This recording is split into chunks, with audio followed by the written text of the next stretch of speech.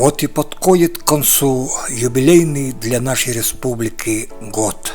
И пришла пора подводить итоги нашему проекту «Пути великих свершений» в лице автора и руководителя проекта, советнику главы нашей республики Георгию Дмитриевичу Никонову.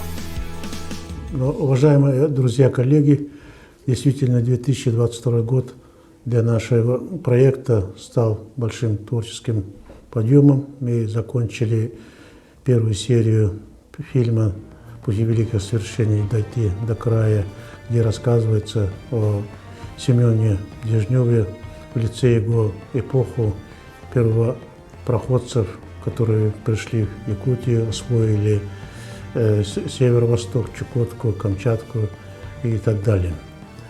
Фильм был показан 27 апреля, День нашей республики, после интервью главы республики, показан по телевидению НДК Саха, участвовал в нескольких проектах за пределами республики, показан в кинотеатрах и других мероприятиях, которые были посвящены к столетию Республики Саха-Якутия.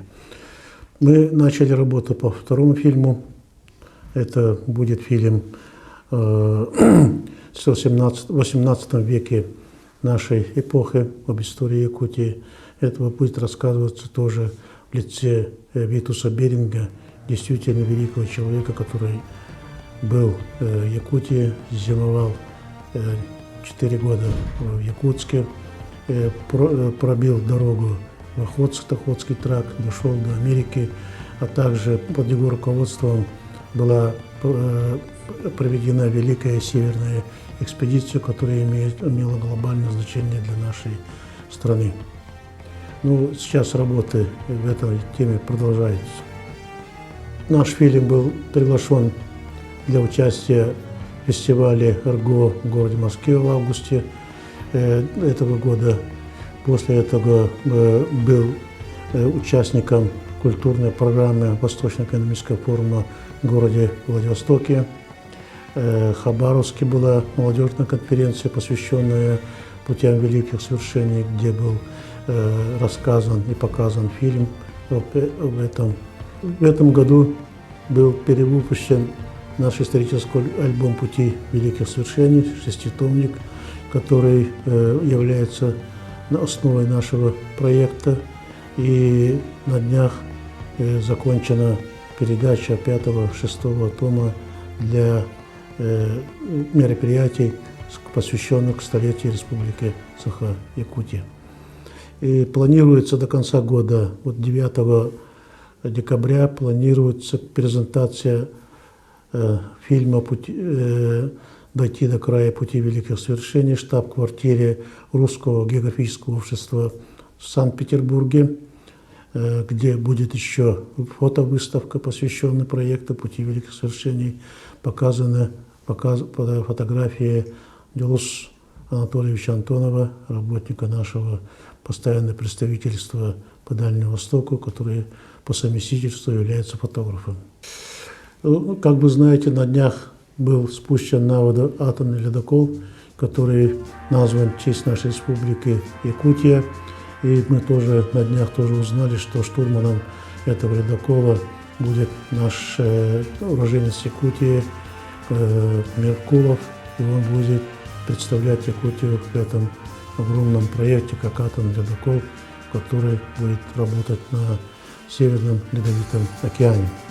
В этом году была большая экспедиция остров Бенете, который находится в Северном Ледовитом океане, Русского географического общества, якутское отделение под руководством Николая Александровича Находкина.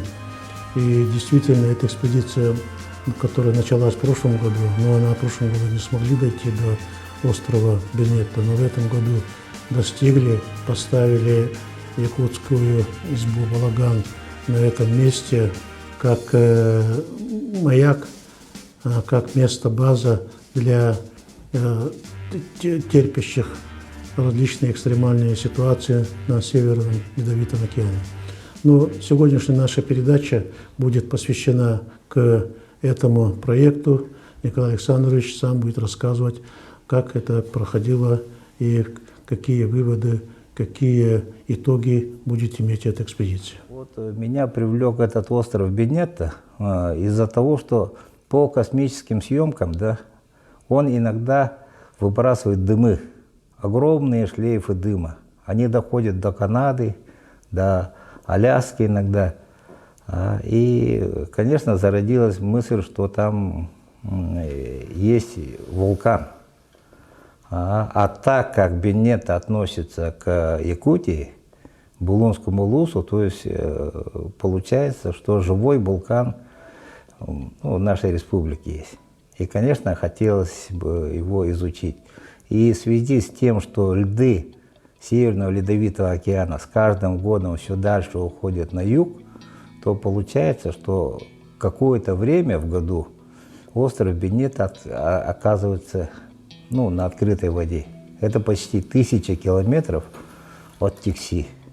Мы всегда говорим, что самый суровый северный поселок, а от него еще 1000 километров почти на север.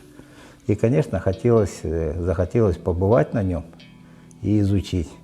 А так как он, в советское время там всегда льды были, и причем зимой там начинается Великая Сибирская полыния. Она не замерзает. То есть всю зиму там идет ледоход. И летом также ледоход шел. Поэтому остров крайне труднодоступный, одиноко стоит в океане, и по нему очень скудные научные данные.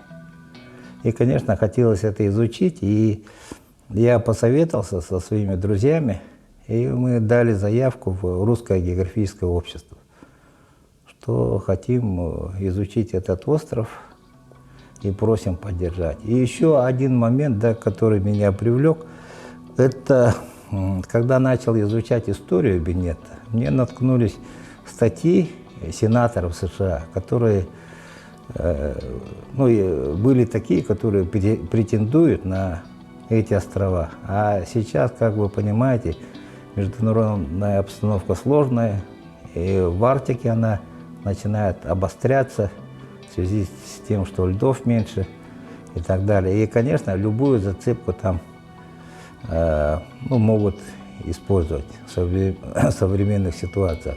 И в арктической доктрине США там написано, если в Арктике не используемые земли бесхозные, то они считаются ничейными. И поэтому из-за этого еще больше захотелось побывать. И Русское географическое общество, в принципе, поддержало эту идею. И мы стали готовиться. Вот перерыли кучу материалов, нашли труды Эдуарда Толля, это барон, который там потерялся, организовал первую полярную экспедицию в 1902 году. Когда он выходил туда, его аж император России провожал в Санкт-Петербурге.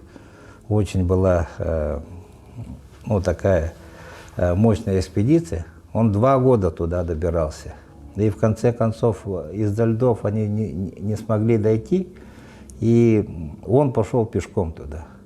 На байдарках было 2 наших земляка, Усьянский, Горохов и Дьяконов, некоторые в трудах пишут протодьяконов, и астроном Зейберг. И вчетвером они дошли до Бенетта и потом пропали. И в поисках их, лейтенант Колчак, тоже мы его труды нашли. И он дошел до Бенетта, нашел записку Эдуарда Толля. То, что они там были, искали землю Санникова. И после этого записка, что они направились на юг. И, видимо, в этих льдах они потерялись. И когда мы стали готовить экспедицию, и нам, конечно, хотелось подчеркнуть, что ну, чья-то земля. Поэтому у нас цели были такие, там установить жилище якутское, балаган, потому что его, во-первых, строить не надо кранов. Во-вторых, это ну, традиционное жилище, которое приспособлено к экстремальному климату. И, естественно, если балаган есть, то надо серьге поставить. Серьге мы ну, ставили, его сделал Павлов Александр, энтузиаст, он ну, лично взялся сделать, лично сделал. Это и был очень доволен, да, рад, что мы смогли довести туда. И мы, естественно, как местные жители, мы старались соблюдать все обычаи, которые серь томы тутугатату. И ну, вот, когда вот наша задумка такая была, мы искали способ, как туда доставить. Оказалось, в нашей республике нету судов с допуском такие высокие широты. А если арендовать судно где-то в Архангельске или Мурманске, очень дорого. Сутки там ну, больше 1 000 000 рублей. А оттуда идти это там 3-4 недели надо. То есть таких, ну, естественно, средств не было. И мы решили использовать надувные катамараны. Мы знали, что на них делали и кругосветные путешествия там. Поэтому, ну, думали, ПВХ, вот этот новый материал, он не как резиновая лодка, конечно. Из него и домкраты делают, там, 10-тонные, 20-тонные, там, ну, вещи поднимают. То есть он достаточно крепкий, но на севере, конечно, на них очень редко ходили. Ну, в основном из-за льдов, конечно, и достаточно там жесткие условия. У воды находишься, полметра воды, на открытом месте, там все, и сырость, и ветер, и снег, там все достаточно жестко. Но в команде были местные ребята, все местные, в основном спасатели со службы спасения. И был один блогер, скажем, Санкт-Петербурга, который переехал сюда. И вот когда мы завершали экспедицию, ну, в этом году, на завершающем этапе нас было 8 человек. Но ни одного моряка не было. И ну, морского опыта у нас не было. По ходу пьесы мы его нарабатывали. В общем, за эту экспедицию, да, мы 4 раза пересекали море Лаптевых и 2 раза пересекли Восточно-Сибирское море. И потом достаточно вот такие большие и опасные есть эти проливы. Дмитрия Лаптева, Этерикен, очень сложно. Ну, там течение и встречные ветры, ну, волна даже в спокойную погоду там есть. Дмитрия Санникова пролив. И тоже вот, ну, единственное, где мы встретили льды, это был Благовещенский пролив. А так по всему маршруту ну, больше льдов не было. И по сравнению с тем, как ходил 120 лет назад Колчак, он большую часть там по льдам тащил вельбот. А у нас вот открытое море, вот настолько изменился климат. Когда мы были на Бенетто, естественно, ну, хотелось сравнить с данными, которые получали люди, которые раньше там ну, были. И ну, сейчас можно сказать, что там 28 видов птиц обитает. Вот всех медведей, которые мы видели, мы их снимали на фото, видео, потом сравнивали. И ну, пришли к выводу, на этой маленькой территории ну, 4 разных медведя мы видели, по крайней мере. Большие лежбища этих моржей есть, и на скалистых берегах там большие птичьи базары. А птичьи базары, да, их птиц же, ну, как комсомольским призывом на север не отправишь. Еда, значит, есть. А если еда есть, значит, ну, рыба есть. Тогда опять надо вот эти, ну, проводить эти изучения. И один момент нам не успели просто мы сделать. В планах стояло у нас провести подводные съемки дна около Бенетта, в тех местах, откуда выходят дымы. Потому что в 1974 году там судно проходило, и в 1983 году. И за 9 лет там они отметили, что дно выросло на 12 метров. А так как с 1983 года почти 40 лет прошло, вот этот конус подводного вулкана, наверное, он может уже на поверхности. Но когда мы были на Бенетто, мы, ну, занимались вот строительством дома, да, и чтобы катамаран не шаркался об камни на прибое, мы с помощью лебедки там тянули и вытянули его, ну, насухо, чтобы он не болтался. Чуть-чуть волна доходила до носа. И у нас перед отъездом вот случилась такая ситуация. Мы готовили ужин. А так как газовая плита у нас есть, поэтому делали это на катамаране. Ну, на берегу, но в самой каюте. И я внутри был, я не заметил, откуда пришла волна.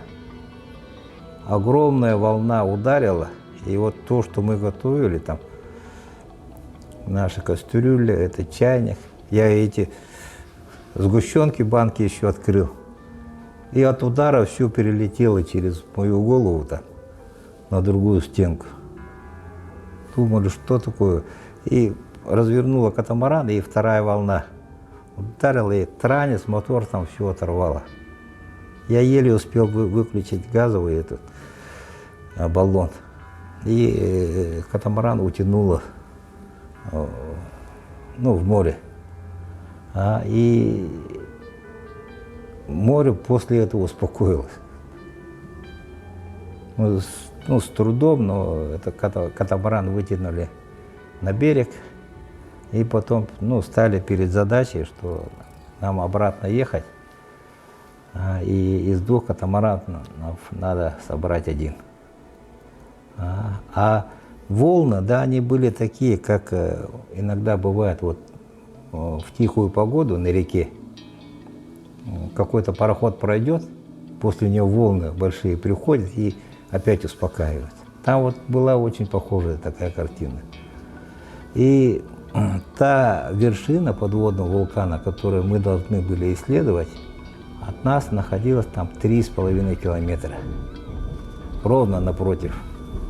И все-таки, мне кажется, это дыхание вот этого подводного вулкана, она там есть, и так далее, да, и, конечно, нас благословили здесь все наши близкие. Эдейдора очень помогла.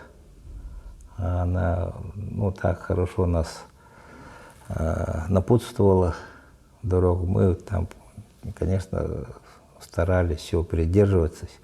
И интересный вот такой момент, да, там в Тиксе, например, если собрать штиль в течение года, то это 7 суток только. Остальное ветер, только направление меняет и силу. Вот когда были в Нижнеянске, мы почти неделю ждали погоды.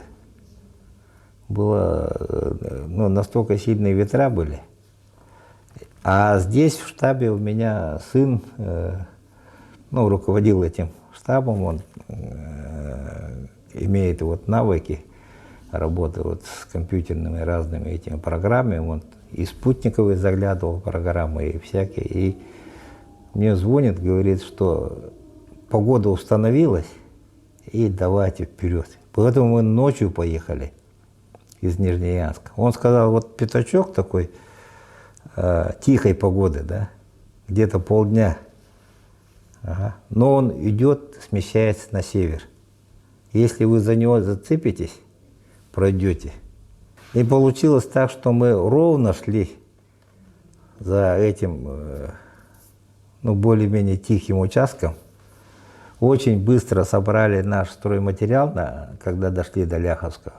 Перешли море Лаптевых. На Ляховском вообще это загрузили и дальше поехали, чтобы не отстать.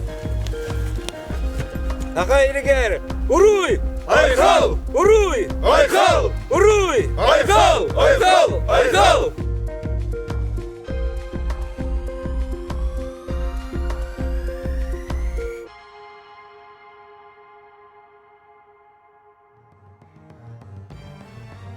Более подробный рассказ Николая Александровича Находкина об экспедиции на остров Бенетта вы можете посмотреть на сайте нашего проекта «Пути великих свершений».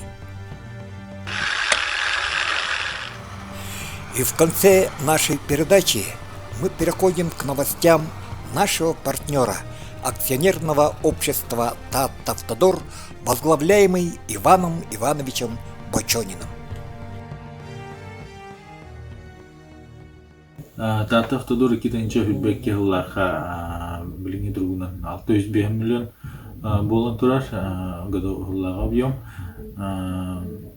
Ол егер быйыл 30 километр региональный холлары тут оңордубут устатта кайскатыгар харбала кайскатыгар устатта 7 километр харбалака 3 километр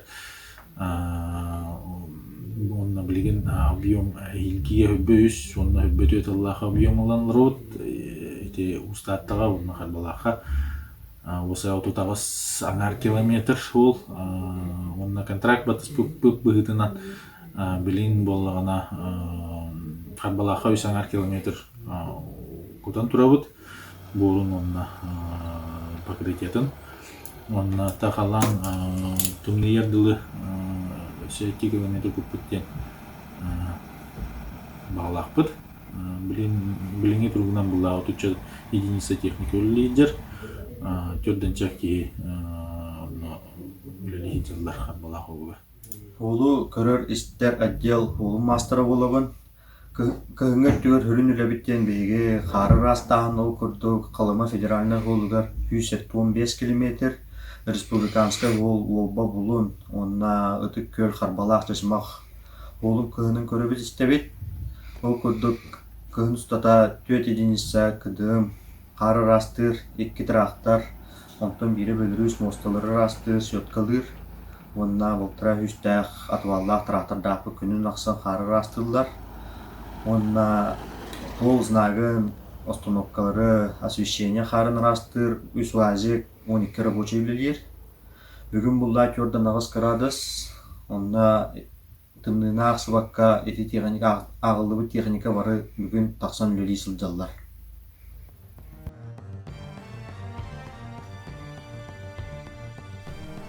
И в конце нашей передачи пожелаем партнеру нашей телевизионной программы, акционерному обществу «Татавтодор», счастливой дороги и доброго пути.